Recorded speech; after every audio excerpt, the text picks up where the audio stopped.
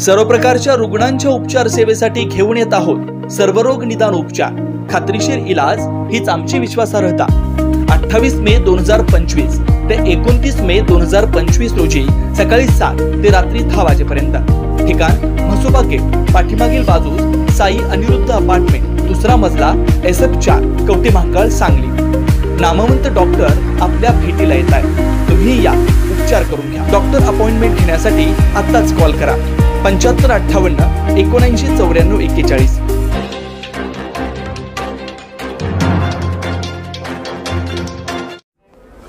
स्थानिक स्वराज्य संस्थेच्या निवडणुका महाविकास आघाडी एकसंघपणे लढणार। आमदार रोहित पाटील यांची तासगाव येथील कार्यकर्त्यांच्या बैठकीत घोषणा।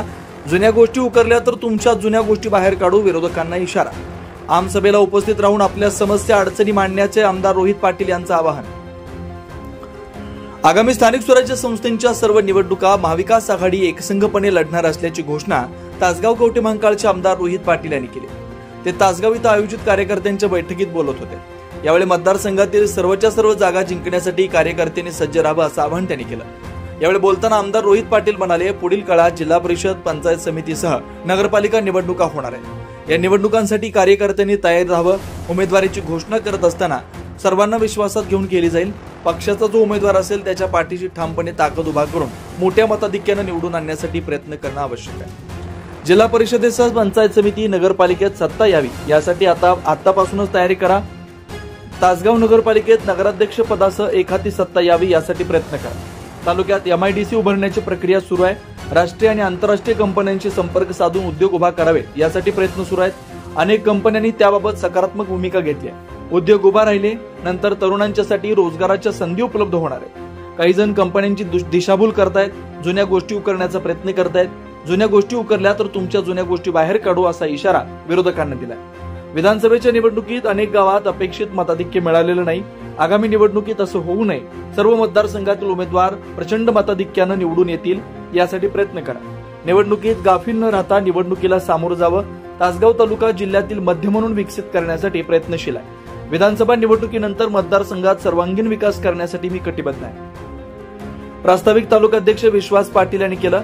यावेळी सतीश पवार, मोहन पाटील, संजय पाटील, अर्जुन पाटील, ताजुद्दीन तांबोळी, MB पवार, नलिनी पवार यांनी आपलं मनोगत व्यक्त केलं। आभार कार्याध्यक्ष संजय पाटील यांनी मानले। बैठकीत शंकरदादा पाटील, युवक अध्यक्ष दत्ता हावळे, शहर अध्यक्ष ॲडव्होकेट खुजट, कमलताई पाटील, DK पाटील, संभाजी पाटील, रामचंद्र जाधव, सर्व आजी माजी जिल्हा परिषद सदस्य, पंचायत समिती सदस्य, अनेक गावातील सरपंच, सर्व संस्थांचे पदाधिकारी व सदस्य, पक्षाचे पदाधिकारी, कार्यकर्ते मोठ्या संख्येने उपस्थित होते। सोमवारी दिनांक 26 रोजी तासगावमध्ये पंचायत समितीच्या आमसभेचं आयोजन केलंय। मी जनतेच्या सर्व समस्या सोडवण्यासाठी प्रयत्नशील आहे। तालुक्यातील जनतेनं आपल्या समस्या अडचणी आमसभेत मांडाव्यात, त्या सोडवण्यासाठी प्रयत्न करू। सर्व पदाधिकाऱ्यांनी आपल्या भागातील समस्या मांडाव्यात असं आवाहन आमदार रोहित पाटील यांनी केलंय। विशेष प्रतिनिधी तासगाव, सांगली। तुम्ही या, उपचार करून घ्या। Doctor Rajesh Bhosale, Vidarbha, Hingoli, BAMS and surgeon. Doctor Vedsingh Thakur, Sheloni, Madhya Pradesh, BAMS and skin specialist. Shri Sukhdev Namdev Shinde, Nashik, हाड वैद्य। श्री बाबूराव शिवाजी मानमोडे, पुणे, आयुर्वेदिक तज्ञ। Doctor Umesh Kamble, Balaghat, Gondia, physiotherapy specialist.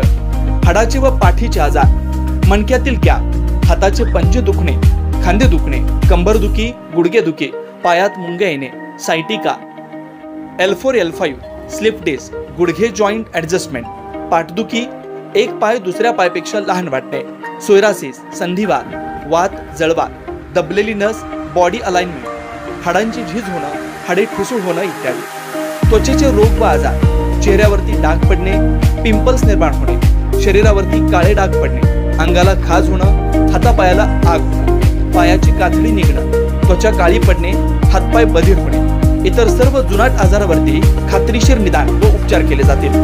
Doctor appointment घेण्यासाठी आत्ताच कॉल करा 7558 79 94 41, 74 47 43 49 25। सर्व व्याधीपासून मुक्ती मिळवून आरोग्यदायी जीवन जगा।